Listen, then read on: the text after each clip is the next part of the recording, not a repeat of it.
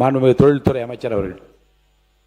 மாண்புமிகு பேரவைத் தலைவர் அவர்களே, ஆகஸ்ட் 13, 2026 வெற்றி தமிழ்நாடு மாநாட்டில் ஒரு MOU வந்து சைன் ஆச்சு. சுஸ்லான் என்ற நிறுவனம், அதே நிறுவனம் வந்து ஆந்திராவில் கிரவுண்ட் பிரேக்கிங் பண்ணாங்க ரீசெண்டாக. அதை வைத்து இங்கே சைன் ஆன நிறுவனம் அங்கே போயிருச்சு அப்படின்னு ஒரு தவறான செய்தி வந்து சமூக வலைதளத்தில் காட்டுத்தீ மாதிரி பரவிட்டு இருக்கு. இளைஞர்களோட மன அமைதிக்காக இந்த விதி கீழே நான் திருத்த விரும்புகிறேன். 2006ஆம் ஆண்டு கோயம்புத்தூரில் சுஸ்லான் நிறுவனம் தனது உற்பத்தி நடவடிக்கைகளை தொடங்கியது.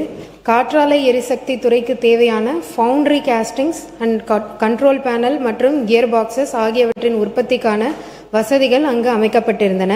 2011 முதல் 2020ஆம் ஆண்டு வரையிலான காலகட்டத்தில் கண்ட்ரோல் பேனல் மற்றும் கியர் பாக்ஸ் உற்பத்தி உள்ளிட்டவற்றிலிருந்து படிப்படியாக விலக்கிக் கொண்டது. அதே வேளையில் தனது துணை நிறுவனமான SE Forge நிறுவனம் மூலம் ஃபவுண்டரி உற்பத்தி நடவடிக்கையை கோவையில் தொடர்ந்து மேற்கொண்டு வருகிறது. தமிழ்நாடு அரசின் தொடர்ச்சியான மற்றும் முனைப்பான முதலீட்டு ஈர்ப்பு நடவடிக்கைகளின் விளைவாக சுஸ்லான் நிறுவனம் தற்போது மாநிலத்தில் தனது உற்பத்தி நடவடிக்கைகளை மீண்டும் விரிவுபடுத்துவதில் உறுதியான ஆர்வத்தை வெளிப்படுத்தியுள்ளது. 2026 ஆகஸ்ட் 13 அன்று சென்னையில் மாண்புமிகு தமிழ்நாடு முதலமைச்சர் அவர்களின் முன்னிலையில் கையெழுத்திடப்பட்ட புரிந்துணர்வு ஒப்பந்தத்தின் கீழ் சுமார் 500 கோடி முதலீடு மற்றும் 500 நபர்களுக்கான வேலை வாய்ப்புகளை உருவாக்க சுஸ்லான் நிறுவனம் உறுதியளித்துள்ளது. மேற்படி முன்மொழியப்பட்ட விரிவாக்க திட்டங்களில் கோயம்புத்தூரில் காற்றாலை எரிசக்தி துறைக்கான கண்ட்ரோல் பேனல் உற்பத்தி ஆலை அமைத்தல் மற்றும் தூத்துக்குடியில் உள்நாட்டு மற்றும் ஏற்றுமதி சந்தைகளை இலக்காக கொண்டு வின் பிளேடு உற்பத்தி மேற்கொள்ளுதல் ஆகியவையும் அடங்கும்.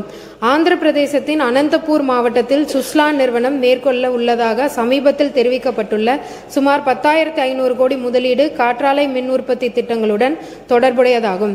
இதில் சமீபத்திய solar energy corporation India limited ஒப்பந்தங்கள் மூலம் டாடா பவர் மற்றும் இதர முக்கிய மின் உற்பத்தி நிறுவனங்களுக்கு ஒதுக்கப்பட்ட காற்றாலை மின் உற்பத்தி திறனுடன் தொடர்புடைய திட்டங்களாகும். எனவே இம்முதலீட்டை தமிழ்நாடு அரசுடன் மேற்கொள்ளப்பட்டுள்ள புதிய இயந்திரபாக உற்பத்தி முதலீட்டு MOUடன் ஒப்பிடுவது பொருத்தமானதாக அமையாது. தமிழ்நாட்டிலும் இதுபோன்ற காற்றாலை மின் உற்பத்தி திட்டங்கள் கரூர் மாவட்டத்திலும் ஏற்கனவே செயல்படுத்தப்பட்டு வருகின்றன. SECI ஒப்பந்தங்களின் மூலம் டாடா பவர் மற்றும் JSPL பெற்ற திட்டங்களை சுஸ்லான் நிறுவனம் தமிழ்நாட்டில் செயல்படுத்தி வருகிறது. எனவே தமிழ்நாடு வெறும் காற்றாலை மின் உற்பத்தி திட்டங்களுக்கான இடமாக மட்டுமல்லாமல் காற்றாலை பாகங்கள் உற்பத்தி மூலம் எரிசக்தி மதிப்பு சங்கிலியின் முக்கிய உற்பத்தி தளமாக மீண்டும் உருவெடுத்து வருகிறது. ஆந்திராவின் அமைச்சர் திரு நாரா லோகேஷ் அவர்களால் திறந்து வைக்கப்பட்டுள்ள 2 பிளேடு உற்பத்தி வரிசைகளும் அனந்தபூரில் சுஸ்லான் நிறுவனம் ஏற்கனவே மேற்கொண்ட பிளேடு உற்பத்தி முதலீட்டின் ஒரு பகுதியாகும். அவை தற்போது தெரிவிக்கப்பட்டுள்ள 10,500 கோடி திட்டத்தின் கீழ் புதிதாக மேற்கொள்ளப்படும் கூடுதல் உற்பத்தி முதலீடல்ல. தமிழ்நாடு அரசின் தற்போதைய அரசின் முனைப்பான முதலீட்டு ஈர்ப்பு நடவடிக்கைகளின் விளைவாக சுஸ்லான் நிறுவனம் தமிழ்நாட்டில் தனது உற்பத்தி தடத்தை மீண்டும் வலுப்படுத்தி விரிவுபடுத்துகிறது. இதன் மூலம் புதிதாக 500 கோடி முதலீடும் 500 வேலை வாய்ப்புகளும் உருவாக்கப்பட்டுள்ளன.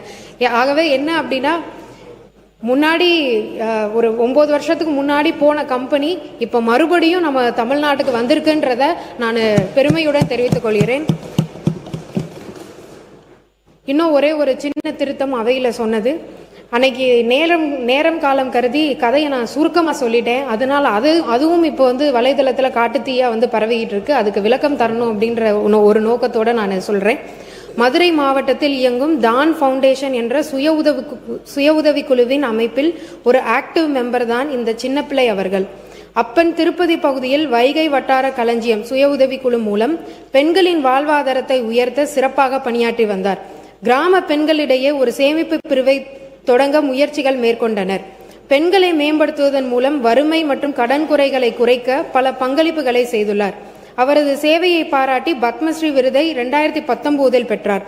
ஆனால் அவரின் செயல்களுக்காக மட்டுமே அவருக்கு 2001 ஆண்டில் ஸ்திரீ சக்தி புரஸ்கார் விருதை பெற்ற 5 பெண்களில் சின்னப்பிள்ளை அவர்களும் ஒருவர்.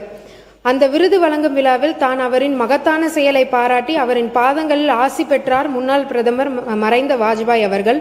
அதுவும் அவரின் செயலுக்கான அங்கீகாரம்தான். அதே சமயம் மதுரையில் இயங்கும் நிறுவனமான ஹைடெக் அராய் என்ற ஆட்டோமொபைல் உதிரிபாக நிறுவனத்திற்கு இதே சுய உதவி குழுக்கள் மூலம் ஓரிங் எனும் சிறிய ரப்பரால் செய்யப்பட்ட காற்று மற்றும் திரவம் வெளியேறாமல் இருக்க பயன்படுத்தப்படும் ஒரு கேஸ்கெட்டை ஜாப் ஒர்க் அடிப்படையில் இந்த சுய உதவி குழுக்கள் மூலம் செய்து தரவும் உந்துதலாக இருந்தார். இன்றளவும் மதுரை வட்டார பகுதியில் சுமார் 200 பெண்களுக்கு வேலைவாய்ப்பு வழங்கப்பட்டு வருகிறது என்பதை இந்த பேரவையின் வாயிலாக தெரிவித்துக் கொள்கிறேன். தொழில்துறையும் மகளிர் சுய உதவி குழுக்களையும் இணைத்து ஒவ்வொரு வீட்டிலும் உள்ள பெண்களும் வாழ்வாதார வாய்ப்புகள் சென்றடைய வேண்டும் என்பதற்காக ஒரு புதிய திட்டத்தை உருவாக்கி வருகிறோம். இதுதான் பேசப்பட வேண்டியது, ஊக்குவிக்கப்பட வேண்டியது. ஆனால் எதிர்க்கட்சியினர் நான் பேசிய ஒவ்வொரு வார்த்தையும் நுணுக்கமாக பிரித்து அரசியல் செய்து கொண்டிருக்கிறார்கள். நான் சொன்னது ஒன்று, அதை மாற்றி செய்து தேவையில்லாமல் அது ஒரு கவனத்தை ஈர்த்து கொண்டிருக்கின்றது. எங்களின் கவனம் ஒன்றே, பெண்களுக்கு வேலை வாய்ப்பு, வருமானம், தொழில் வாய்ப்பு, பெண்களின் முன்னேற்றம் தான் எங்கள் அரசியல். நன்றி. அவசர பொது முக்கியத்துவம் வாய்ந்த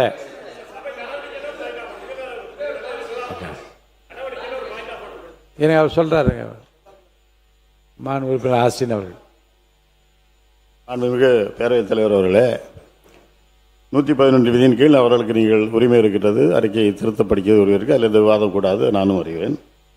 112 விதியில் என்ன சொல்லியிருக்குன்னு சொன்னால், ஒரு அறிக்கையை மாற்றி அளிக்கப்படுற திருத்த அறிக்கையினே அறிக்கை விசாரணை பகுதியிலும் நூலகத்திலும் அந்த அறிக்கையை கொடுக்கப்படும் நாளில் பேரவை கூடும் அரை மணி நேரத்துக்கு முன்பாக உறுப்பினரின் தகவலுக்காக வைக்கப்பட வேண்டும். நான் அன்றைக்கு காலையில் நூலகத்துக்கு போயிருந்தேன், நோட்டீஸ் ஆஃபீஸுக்கும் போயிருந்தேன். இதனுடைய திருத்த அறிக்கையுடைய நகல் அங்கே வைத்தது எனக்கு தெரியவில்லை. எனவே இது ஒரு ஒழுங்கு பிரச்சனையாக தங்களுடைய கவனத்திற்கு அடுத்த நிகழ்வுகளில் நிச்சயமாக அரை மணி நேரத்துக்கு முன்னதாகவே உங்களுக்கு அனுப்பி வைக்கின்ற அந்த முயற்சியை மாண்பு அமைச்சர் பெருமக்கள் மேற்கொள்ள வேண்டும். மாண்புமிகு டி. ராமச்சந்திரன் அவர்கள். பேரவைத் தலைவர்களே, மஸ்கான்டெக் ஷிப்பிங் பில்டிங் கம்பெனி 15,000 கோடியில் தூத்துக்குடியில் 2025 எம்போய் ஆச்சு. அது ஆந்திராவுக்கு போனதா செய்திகள் வருது. அதை பற்றி அமைச்சர் தெரிவிக்கணும்னு சொல்லி கேட்டுக்கிறேன். அதே மாதிரி பட்ஜெட்டில் மெட்ரோ ரயில் திட்டம் ஓசூர் இது பெங்களூர் மெட்ரோ ரயில் திட்டம் அறிவிச்சிங்க. அதை எந்த நிலையில் இருக்கு என்பதையும் அறிந்து கொள்ள அவசர பொது முக்கியத்துவம் வாய்ந்த நிகழ்வு குறித்த கவன ஈர்ப்பு மாண்பு உறுப்பினர் திரு எம் போஜராஜன் அவர்கள் அவசர பொது முக்கியத்துவம் வாய்ந்த நிகழ்வினை மாண்பு சுற்றுலாத்துறை அமைச்சரின் கவனத்துக்கு கொண்டு வருவார். மாண்பு உறுப்பினர் திரு எம் போஜராஜன் அவர்கள்.